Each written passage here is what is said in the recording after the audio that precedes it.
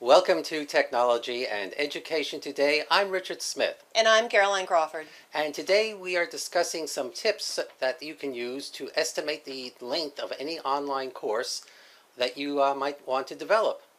You know, sometimes you develop a course and you say, well, gosh, how long is it going to take somebody to get through this course? Is it an online course or blended learning course or any type of training product? Specifically e-learning type courses, online courses.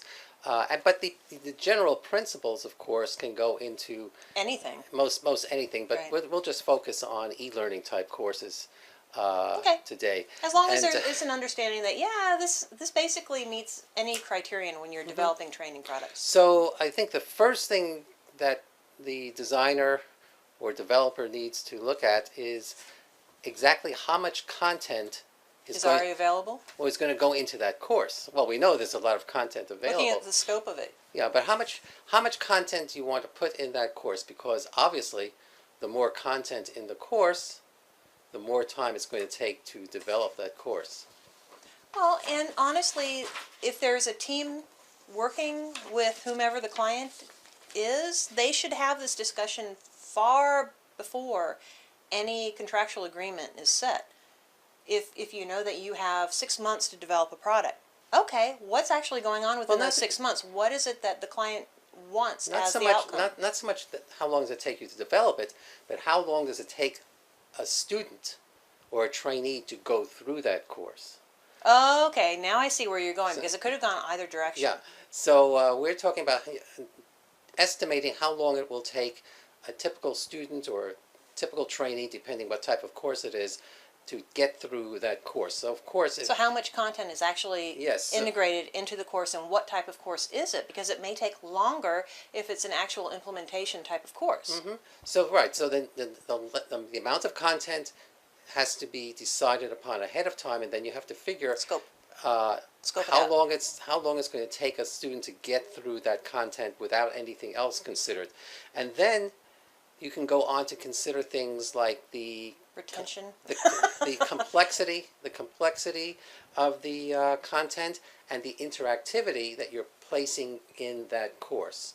Because the less interactivity and the more direct instruction, the more you can tell exactly how long it's going to take. Because if I simply lecture for 4 hours, I know it's only going to take 4 hours. If it's a button-clicking type environment. Well, you know, okay, I heard it, now let's move on. Okay, I heard it, let's move on. But you know it's... And there's a quiz somewhere in there. You know, if I lecture for 4 hours, the course is going to take 4 hours.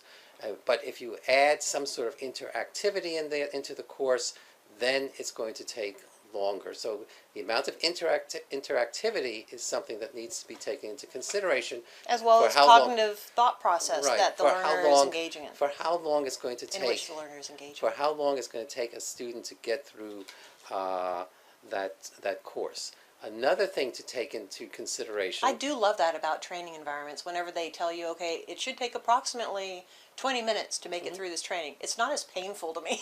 Okay, I know I'm going to have to spend my time 20 minutes here. I can retake it later, but at least it's only 20 minutes of my life. Well, that's because, well, they've already developed the course, and so they know it's going to take 20 minutes. But if you're targeting 20 minutes, then you have to understand what's going to consist, what those 20 minutes are going to consist of.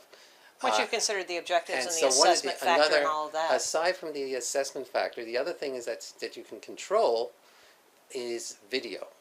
You know, with video or audio or music, it's going to take a certain amount of time to get through. So if you have 1 hour of video, that's 1 hour extra that the course is going to take through. It's going to take for the student to get through. I'm thinking of shorthand here, and the same thing goes for audio. If you've included a podcast or some sort of audio recording that the students must listen to before advancing, you can add that into the amount of time it's going to take the participant to get through that course. Yep.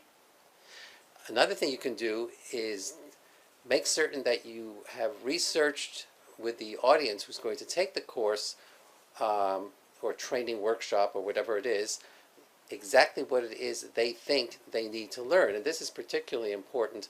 So you need a learner in industry. analysis of what's going on, Well- what these people already know, the knowledge base that they're coming to this Well, with. not so much that, but what they want to know. So, and this is particularly true within industry, because the people who are working on the job realize that there are certain things that they need to know and they don't know, and they can give you an idea of what should be in that course. So then you know from that you can tell how long, what content needs to be in there, and from that then you can go back to your estimate of how long it will take to get through the course. In the best world environment of design and development, yes, absolutely. The learner analysis is truly vital. I'm not sure how often that actually occurs, because you have the client, they have the subject matter experts, and one might imagine the learner analysis has already occurred. But without that discussion, you don't know that. A lot of people may take for granted, oh, well, they know what they want, they know what they need.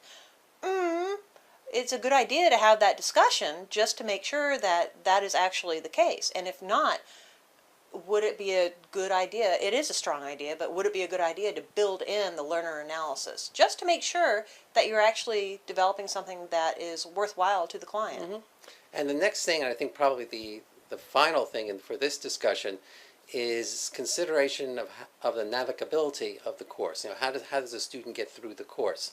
So that if you have buttons in the course that are very difficult to find, which has been the case for a number of courses that I've taken, Doesn't that drive you crazy? or where the information in the course is located is difficult to identify. Especially when you're scrolling and scrolling and scrolling through text, and you don't even know that there's a video that's of primary importance, or graphic representations, or gaming, or Right, whatever. and all that will take time and add time to the length of the course. So this is really And upset the learner like crazy. So this is really Cognitive issues, cognitive this load is concerns. really a factor that needs to be taken care of in the design stage, and as you're putting the course together, the course needs to be tested as you're designing it, because you may think it will take maybe 15 minutes to get through something, and then because of how the access to the content has been placed within the course, it may take the course participant 20, 30, or 40 minutes to get through that. And at least for myself, if it's new knowledge, it takes me longer because I think about it.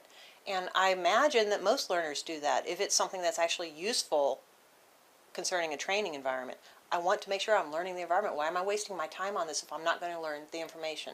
And think about how it actually could be used in the environment. So just because you have a subject matter expert, that's awesome, but that person already knows this information.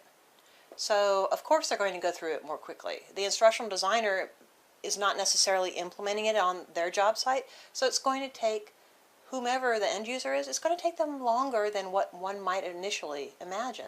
At least for myself it does, because I take longer. Like reading a book. Love getting lost in a book and words and all that stuff.